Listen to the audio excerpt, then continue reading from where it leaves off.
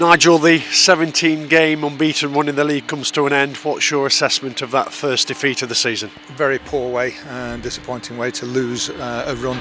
To 17 games is quite remarkable at any standard, and to give it away in the 92nd, third minute or whatever, having had enough chances in the second half to win the game, but they had enough situations as well. So I thought a draw would have probably been a fair result, and sometimes you have to take your draw, especially as the away side. We just didn't deal with the ball in the last few minutes. Let's speak about both halves. What did you make of the first? Very disappointing. Went in 1-0 down. Referees apologised, start the second half, for the mistake he made in the build-up to the goal. He should have given a foul to us just before George Maris gave the free kick away. And then Rhys Oates is with the lad and hasn't done his job. If he's going to go back there and defend, you have to do the job properly. Any complaints about a potential offside? It looked tight. Very tight indeed, so we'll have to look back, but it's 50-50 whether you get them or not. Certainly two penalties in the second half, one for us and one for them. Should you have scored in that first period? I didn't think we were at our usual sort of best, but I thought Aaron Lewis had good situations all day today. Could have had a hat-trick easily. Hit the target, but not with enough conviction really. So yeah, we could have had a goal, but it was one of those where you get in 0-0 and then we reorganise a bit. Two changes at the break, Quinn coming on and Lucas Akins. What was the thinking behind that? I just wanted to sort of change it up a little bit, because I didn't think that George and Jordan were having much of an impact on the game. And wanted those two back on the pitch, and I thought they had an immediate impact. Certainly did, because it was a lovely equaliser, very well worked. Yeah, it was, and Lucas took it away with his left foot, and from that point on then you shouldn't lose the game. If you can go on and win it, brilliant, but if you can't, then you take your 1-1 and we go home and we stay unbeaten. Yeah, because from then on in you had a flurry of chances. Yeah, but that's it. When you haven't taken one of them, you've not taken the lead, then we keep trying to instill this into the players that you don't lose, and you can almost see it coming. We've had enough chances to go 2-3 ahead easily. Lucas hits the bar and Aaron Lewis a lot of chances, so then you just make sure you don't concede. Yeah, Aaron Lewis, I think he had 3 decent opportunities today. Yeah, not quite his day in front of goal. But it's an all-round thing when you're defending him in stoppage time. 5 minutes have gone up, and you've got to make sure first of all you're going to stop the cross, and then if it does come in, we've got to deal with it better.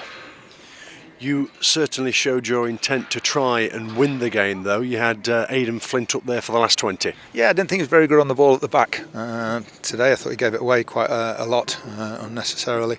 So it was a case of we thought he could cause problems with his height. And I thought there was one particular one he headed back across the goal, which he should just be heading to somebody. But he wasn't brilliant today, like a few of them.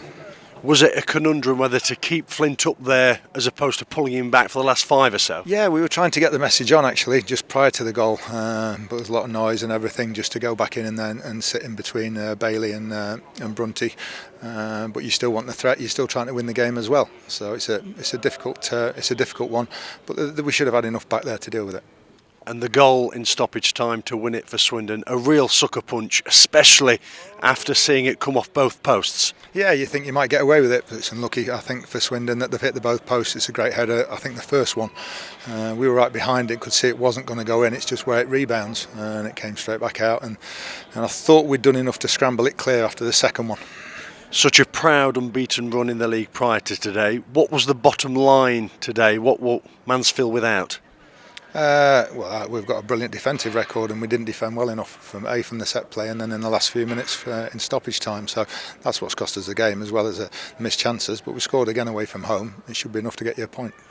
Team news-wise, player status-wise, I should say, are you unscathed? Stephen Quinn in the latter stages appeared to be walking a little gingerly. Yeah, it's a bit early for him to come back really. He had a good, we were 60 minutes on Tuesday, and if we'd have been drawing or ahead at half-time, we certainly wouldn't have brought him on that early. But he's done another 45, so he'll keep building up, and hopefully by the time we've had the break in a couple of weeks' time, he'll be nearly there.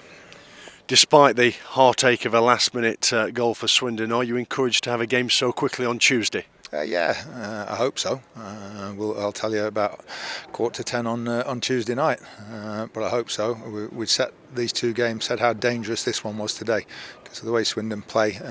It does make them a dangerous team, and we wanted to just try and stay unbeaten. We'd have taken 4 points from the 2 games. We can't get them now, but we've got to get 3 on Tuesday. Thank you. Pleasure.